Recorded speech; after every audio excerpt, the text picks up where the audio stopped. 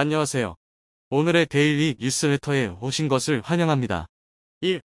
러시아 정치는 혼란스러워졌다. 2. 한국에 합병하기로 결정. 3. 잃어버린 영토를 복원합니다. 한번 진실을 알아봅시다. 가만히 있어도 찾아오는 절호의 기회. 한국에게 놀라운 제안이 들어왔습니다. 불안한 러시아의 상황 속에서 생존을 위해 연해주지사가 한국에 편입하고 싶다고 선언한 것이죠. 그의 제안에 세계의 많은 이들이 주목했습니다. 푸틴과 결별한 러시아 관료의 행보로 인해 한국에게는 기회의 땅이 열리게 되는 상황. 한국의 운명은 어떻게 바뀌게 될까요? 이제부터 연해주는 독립적으로 행동하겠습니다. 연해주 지사는 단호한 어조로 독립을 선언했는데요. 향후 연해주의 생존을 위해 더 이상 러시아의 도움을 받는 것이 의미가 없다고 판단한 러시아 관료는 과감한 결단을 내렸습니다. 갈수록 수렁에 빠지고 있는 러시아에서 살아남기 위해 특단의 조치가 필요하다고 판단한 것이죠. 연해주는 전쟁으로 인해 남자들은 물론이고 물자의 1위까지 많은 부분을 전쟁으로 소모하고 있었습니다.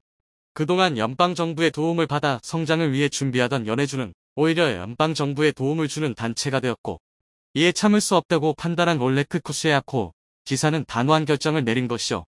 이 같은 결정은 러시아는 물론이고 전 세계적으로 충격을 주었습니다.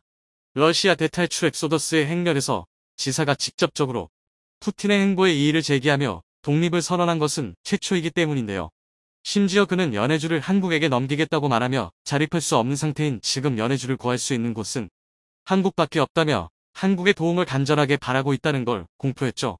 러시아 타스 통신사와 미국의 비즈니스 인사이더는 이 소식을 전하며 연해주의 독립적인 행보는 전쟁에서 많은 시사점을 가져다줬다고 평가. 생존 앞에서 러시아 연방연대는 허망한 구호라는 것을 알 수 있다고 본 것이죠. 조짐은 일찍부터 있었습니다. 러시아 극동연해주의회의에서 러시아 공산당 소속 바스케비치 의원과 제나디 술가 의원이 공개석상에서 푸틴의 행보를 비난했는데요. 푸틴의 전쟁이 실패로 돌아가 많은 러시아인들의 목숨을 앗아갔다고 평가하며 이번 전쟁이 공식적인 실패라는 사실을 시인한 것입니다. 러시아 공직자 입에서 실패라는 소리까지 나오며 이번 전쟁에서 연해주가 많은 희생을 한 것을 간접적으로 알 수 있었죠. 갑작스러운 발언의 의회 진행자는 물론이고 공산당 당수인 아나톨리 돌가초프도 이들의 돌발 행동에 대해 어디까지나 개인적인 발언이며 공산당의 명예를 훼손한 일이라고 비판. 이 두 의원에 대한 제명 조치에 들어가겠다며 분노했죠. 친 푸틴 세력으로 알려진 러시아 올레크 지사 역시 비슷한 반응이었죠.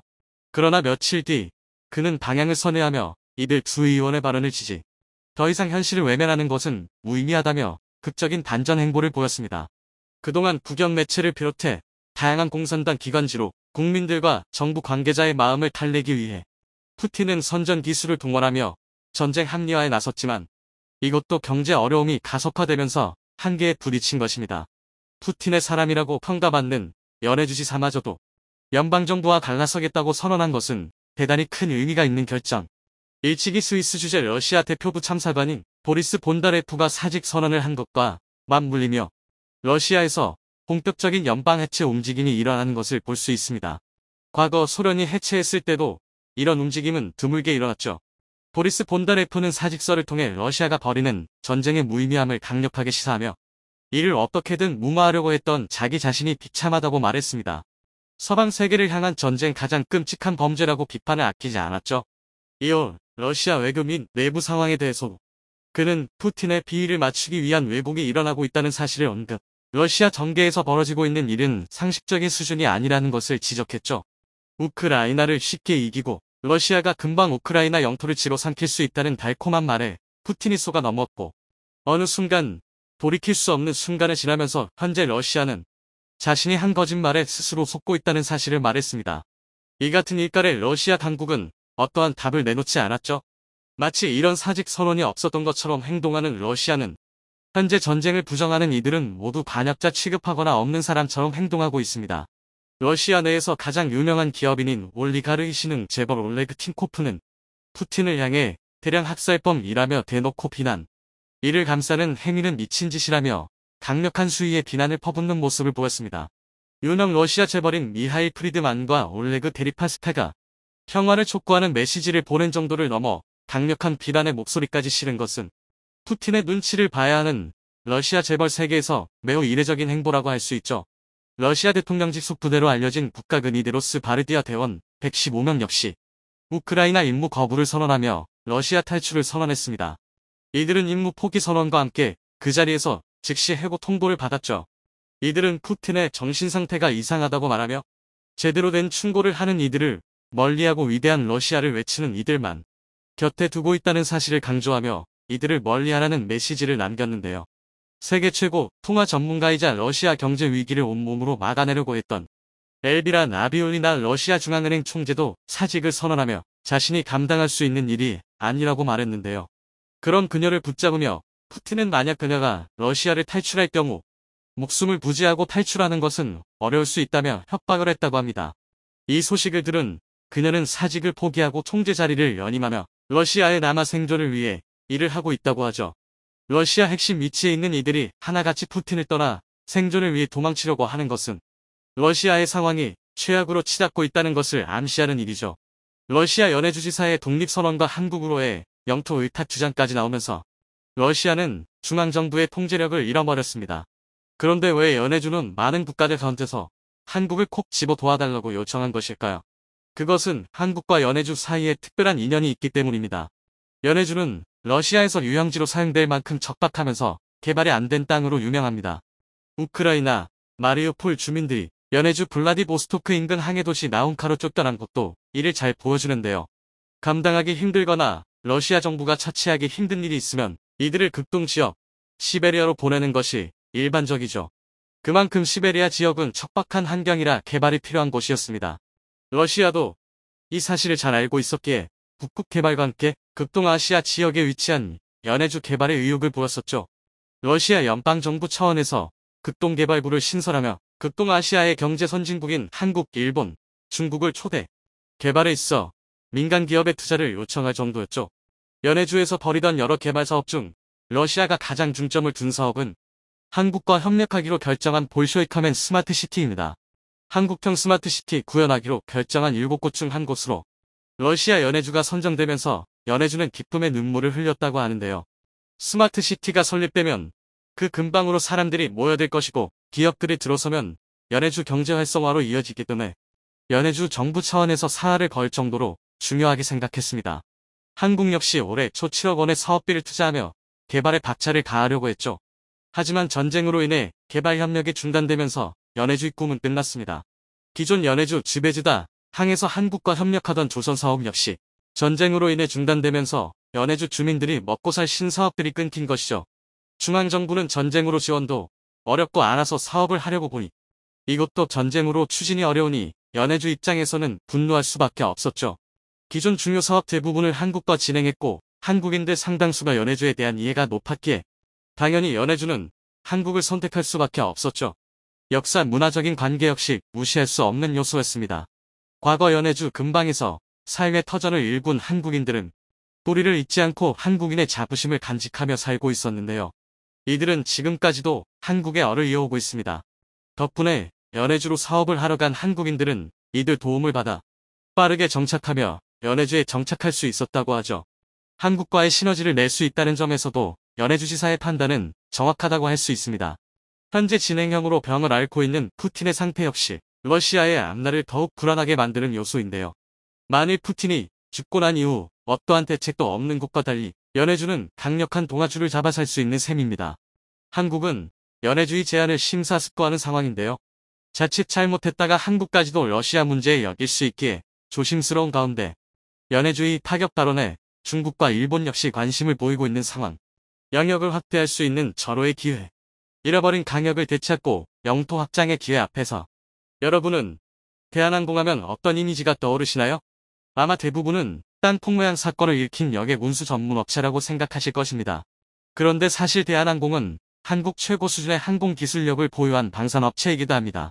땅콩 때문에 국민들에게 욕을 하도 먹다 보니 이를 갚기라도 하겠다는 듯 2010년대부터는 방위산업에 본격적으로 투자하고 있는데요. 그때로부터도 10여 년이 흐른 지금에 와서는 KF-21을 개발하면서 한국 항공 기술력의 대명사와도 같은 존재가 된 카이와도 엎치락뒤치락하는 정도의 기술력을 갖추게 되었습니다. 고정익기와 회전익기 사업에 중점을 두고 있는 것이 카이라면 대한항공은 무인기 사업에 많은 투자를 했습니다. 이런 대한항공이 최근 또 새로운 무인 전투기를 개발 중인 사진이 유출되어 화제인데요. 그 예상 성능이 동구권의 최첨단 전투기라고 하면 가장 먼저 꼽히는 러시아의 수-57을 능가하는 수준으로 밝혀져 논란이 되고 있습니다. 자세한 내용을 함께 알아보겠습니다. 대한항공이 방산 기술을 습득하는 과정은 생각보다 오래됐습니다. 1980년대부터 항공기 창정비나 부품 생산 등을 해왔기 때문에 그때 당시에는 항공기를 부품 단위에서 조립할 수 있는 유일한 기업이었습니다. 이를 바탕으로 KF-5 제공호의 면허 생산을 도맡아 한 적도 있죠. 200대가 넘는 F-5 도입분 중에서 3할 정도를 대한항공이 생산했고 500령 MD나 OH-6OP, 블랙호크 등 헬기의 면허 생산도 하고 있었습니다. 이후 항공산업 업체들이 통폐합을 거치며 카이로 재탄생할 때에도 대한항공은 이러한 경험을 바탕으로 카이에 참여하지 않고 독자 노선을 골랐습니다. 그 뒤로 초계기를 포함한 대형 항공기의 성능 개량 사업 등을 하면서 한동안 잠잠하다가 2010년대쯤부터 새로운 방향성을 잡았는데 그것이 바로 무인기였습니다. 대한항공은 공군 중고도 무인기 무하부의 체계 개발, 육군 및 해병대의 4단급 무인기 듀어지 체계 개발 등을 잇따라 성공시키며 무인기 방면의 기술력도 가져왔죠. 그리고 이 기술력과 노하우를 인정받아 한국형 스텔스 무인 전투기 쿠스X, 일명 가오리 X의 체계 개발 수주전에서 카이를 제치고 선정되는 기염을 토했습니다. 이후 국방과학연구소와 협력하여 가오리 X를 점점 최적화된 형상으로 변경해왔고 작년에는 그 최종적인 형상을 방산 박람회를 통해 공개하기도 했는데요. 얼마 전에는 해당 형상을 바탕으로 그 실물 동체를 조립 중인 사진이 유출되었습니다. 그런데 이 사진을 통해서 대한항공이 가오리 X의 최첨단 스텔스 기술을 접목하려 하고 있다는 사실이 알려졌습니다. 스텔스라고 해서 레이더에 아예 안 잡히거나 어떤 레이더에도 전혀 잡히지 않는 것은 아니라는 걸 아실 겁니다. 흔히 일컬어지는 스텔스 성능은 군용 레이더에 흔히 사용되는 대역의 전파만 회피할 수 있으면 인정되는 것입니다. 하지만 전파 반사로는 보이지 않는 스텔스계 가시광선 반사까지는 막지 못해서 우리 눈에 보이는 것처럼 군용 주파수 대역이 아닌 다른 대역의 주파수를 사용한 아무리 스텔스기라고 해도 탐지되기 마련입니다. 중국과 러시아 등 동북권 국가들은 이에 착안해서 이사 레이더의 기술을 응용해 군용 대역이 아닌 저대역 전파로도 적 항공기를 탐지할 수 있는 저주파 스텔스 레이더를 개발했습니다. 그런데 얼마 전 공개되어 큰 화제가 되었던 미국의 최신 스텔스 폭격기 B-21은 이러한 저주파 레이더마저도 회피할 수 있는 광역 스텔스 성능을 갖추고 있습니다.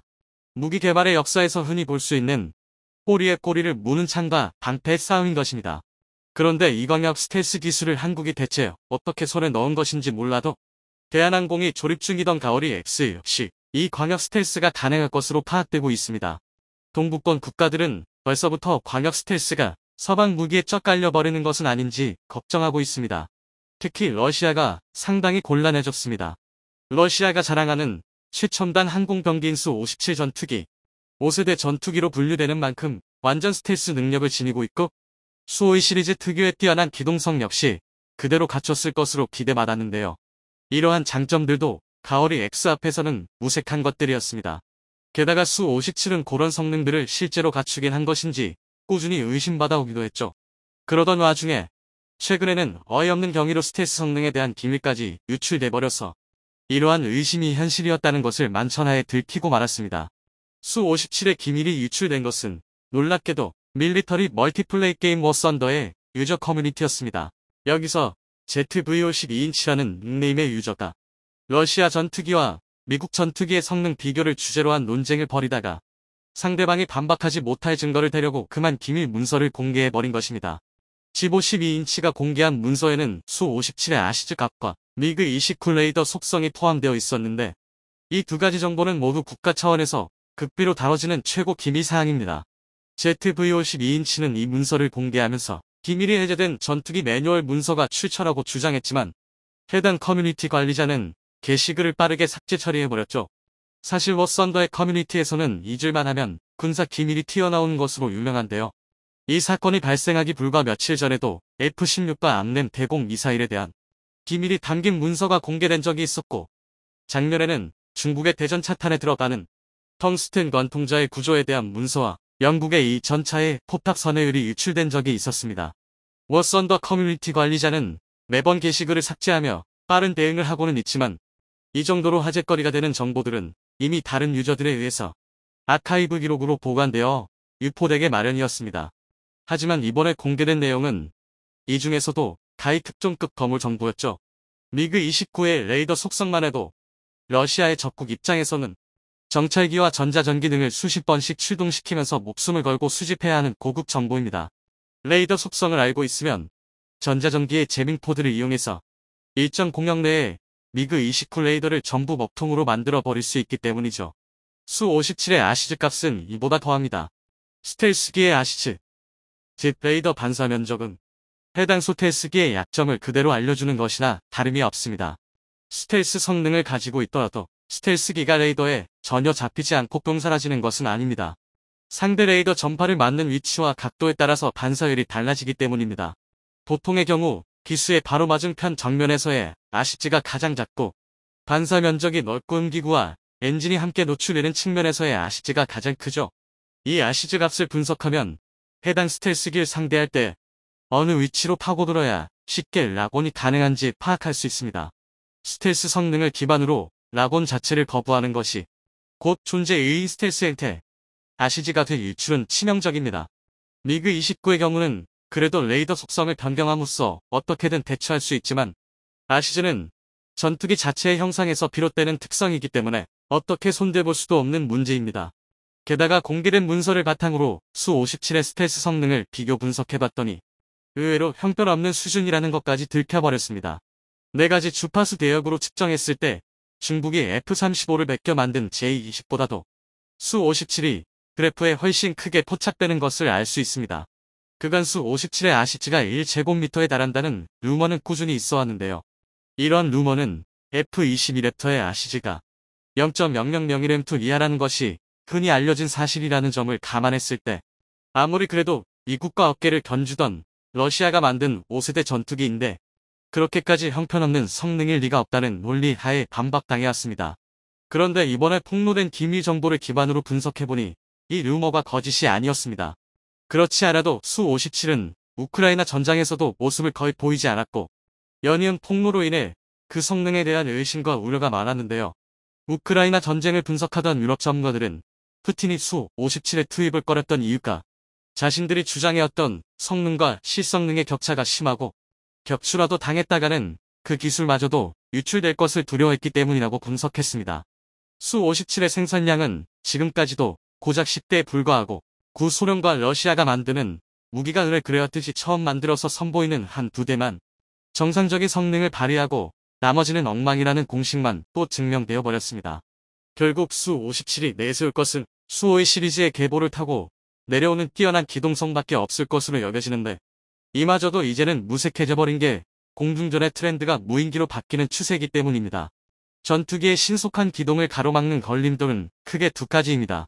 기체의 내구성과 파일럿의 안전이죠. 전투기가 과격하고 급박한 기동을 했을 때 보통은 기체 어딘가가 망가지거나 안에 든 파일럿이 기절해버리게 마련입니다. 기체의 내구성의 경우는 그래도 소재 기술이 발전하면서 어느 정도는 감수할 수 있게 되었지만 파일럿의 육체에 가해지는 부담은 조절할 방법이 없죠. 그런 관점에서 가오리 X와 같은 무인 전투기는 파일럿을 신경 쓸 필요 없이 말 그대로 기체 내구성의 한계까지 기동할 수가 있습니다. 수-57의 스텔스 성능이 부족하다는 것을 들켜버린 러시아 입장에서는 기동력에서마저 상대가 안 되는 무인 전투기의 존재가 악몽과도 같을 것입니다.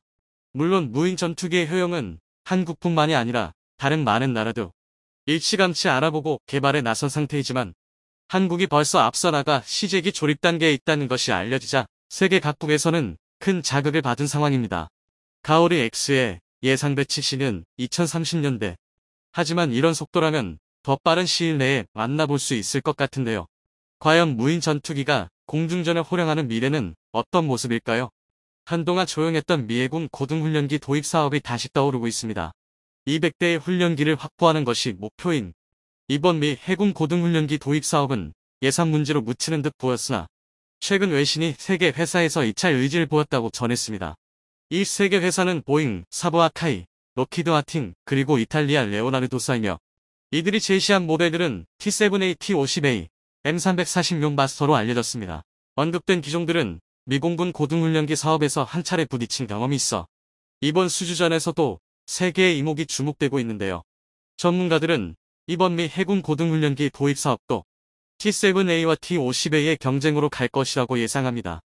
일각에서는 우리나라의 T50A가 이번 수주전에서 우위를 점한다는 의견도 있어 흥미롭게 다가오는데요.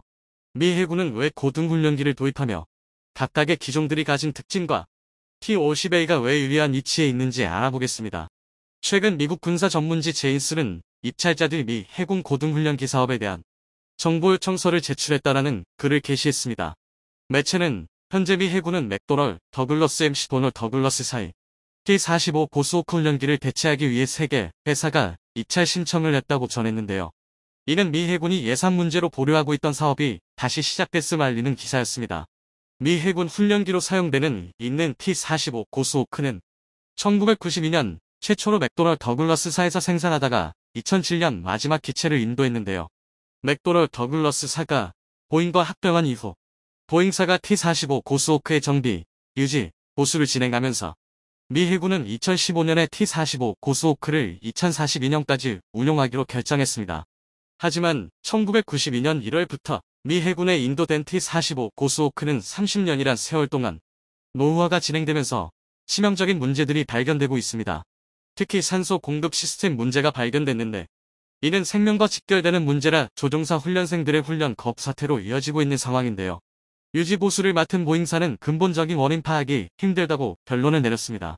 사태의 심각성을 인지한 미 해군은 2023년부터 미 해군 차기 훈련기를 도입할 계획에 있었으며 2028년까지 전력화하는 계획을 진행 중에 있습니다. 전문가들은 이번 미 해군 고등훈련기 사업은 T7A와 T50A의 싸움이 될 것으로 보고 있습니다. 이렇게 본 이유는 레오나르도의 M346 마스터의 과거 이력 때문인데요. 현재까지 M346은 2건의 추락 이력이 발생한 상태입니다. 2011년 11월 18일에는 두바이 에어쇼의 전시 용도로 참가했던 시기 이때가 귀환 중 걸프만에 추락한 이력이 있으며 2012년 2월 16일에는 시험 비행을 실시 중이던 기체 이때가 이탈리아 쿠네오와 사보나 주중간에서 추락해 조종사가 사출했으나 낙하산이 엉키는 바람에 큰 부상을 입은 사례가 있었습니다. 이는 초보 전투기 조종사에게는 치명적으로 다가올 수 있습니다. 안 그래도 조종 미숙으로 많이 긴장하고 있을 텐데 거기에 비상사태가 발생하게 되면 이는 곧바로 최악의 사태를 불러올 수 있습니다. 다시 말해 이렇게 조종사 생명과 직결되는 장치가 불량이라면 현재 미 해군이 운용 중인 T-45 고수호크랑 다를 바 없습니다. 여기에 레오나르도 사의 경영상 문제도 많습니다. 최고 경영자들이 도덕적으로 깨끗하지 못한데요.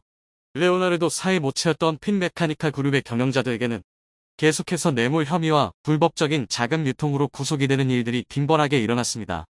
이 때문에 핀 메카니카에는 안 좋은 이미지가 쌓였고 결국 경영난으로 구조조정까지 하는 상황이 왔으며 이미지 쇄신을 위해 회사 이름을 레오나르도라고 바꿨습니다. 이렇게 회사 경영에 문제가 많아 갑자기 부도라도 나게 된다면 구입한 기체들의 유지보수 측면에서 난감할 수밖에 없습니다. 또한 레오나르도 사는 현재도 그렇게 상황이 좋은 편은 아닙니다. 현재 운용 중인 M346은 총 70여 대가 운용 중인데 이는 개발국인 이탈리아와 그 밖에 운용하고 있는 국가를 다 포함한 숫자입니다. 경쟁 중인 기체 중에 우리나라 T50A가 200대 이상이 운용되고 있는 것 비교하면 인지도가 현저하게 낮은 편에 속합니다. M346의 스펙도 T50A에 비해 많이 떨어집니다. 사실 M346은 최대 속력 또한 아음속에 있기 때문에 미 해군에서 초음속 조항을 붙였으면 입찰 시도조차 못할 뻔한 기종이었습니다. 이 때문에 유력 후보로 떠오르는 것은 T7A 레드호크가 거론되고 있습니다. 이미 미 공군 고등훈련기 사업에서 승리한 바 있고 이번 미 해군 훈련기 사업에서도 수주를 따내기 위해 파격적인 가격을 제시할 것으로 예상됩니다. 하지만 장점이 이것이 다입니다. 미 공군은 개발도 되지 않은 T7A 레드호크를 선택했다가 후회만 하고 있는 상황입니다. 우선 보잉의 T7A 레드호크는 2023년 도입 예정이었지만 항공기의 치명적인 결함인 윙락 현상 발생으로 양산까지는 1년 이상이 더 걸릴 것으로 보입니다. 보잉사의 인도 지연도 문제지만 T7A 레드호크를 해군용으로 사용하기 위해서는 타의 염분으로부터 기체를 보호해주는 해양화 작업이 필수입니다. 그런데 T7A 레드호크의 기체는 매우 가볍지만 함재기로서는 기골이 튼튼하지 못하다는 의견이 있습니다. 설계의 변경이 필요할 수도 있는 상황이라고 예측이 되는데 이러한 비용의 증가를 감수할지 궁금증이 생깁니다. 거기다 현재 보잉사가 B737 맥스 사태로 회사의 경영 상태가 매우 어렵습니다. 이러한 상황에서 미 공군의 훈련기 납품 일정도 현재 가능할지는 미지수인 상태입니다. 이 상황이 매우 큰 변수가 될 듯한데요. 보잉사는 현재 입찰을 할 때 저가 입찰을 주도해서 생산을 하면 할수록 손해를 보는 상황이며 이것을 민항기 개발 생산 이익에서 만회해 왔습니다. 하지만 보잉은 77조 원의 자금 지원을 받는 상황이며 내부적으로 상황이 안 좋습니다. 게다가 지금과 같은 민항기의 불황이 예상되는 상황에서 입찰을 위하여 감수할 수 있는지는 알 수 없는 상황입니다. 또한 현재까지 몇몇 국가에서는 보잉 737 맥스에 대해 이륙금지 명령을 풀지 않은 상태인데요. 이 때문에 재고가 남아 경납고로도 수용하지 못해 직원 전용 주차장에도 737 맥스를 볼 수 있습니다. 경영적인 면만 보자면 레오나르도사보다도 심각하다고 볼 수 있습니다. 이런 것 때문에 미 공군을 라이벌로 생각하는 미 해군은 미 공군이 했던 실수를 반복하고 싶어 하지 않을 것인데요. 현재 성능면에서는 카이의 T-50A가 다른 후보 기종보다 가장 우수하다고 볼 수 있습니다. T-50A는 우선 최고 속력의 초음속을 웃돌고 레이더 운용이 가능하며 전술 데이터 링크 시스템까지 갖춘 기체입니다. 훈련기라고 보기에는 성능이 상당히 우수하며 무장 장착과 레이더 기능 또한 아주 우수합니다. 여기에 T-50은 많은 파생형을 가지고 있는데요. 무장 운용이 가능한 타-50 전술 입문 훈련기, FA-50 경공격기, 그리고 T-50B 공중공 예기 등이 있습니다.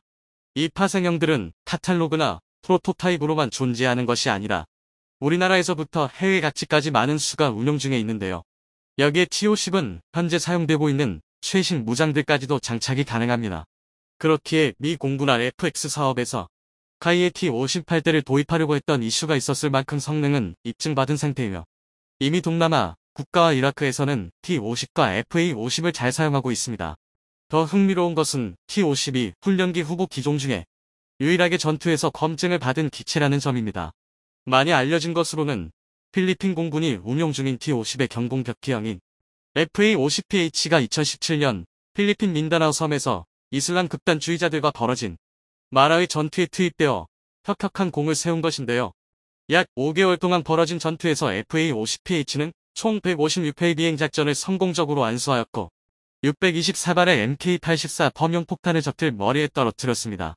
당시 두테르테 대통령은 FA-50PH를 의전용 전투기로 치부했었는데 마라위 전투에서 FA-50PH의 활약을 보자 자신이 잘못 생각했다는 것을 느꼈고 현재는 분쟁지역 최전선에 투입하고 있습니다.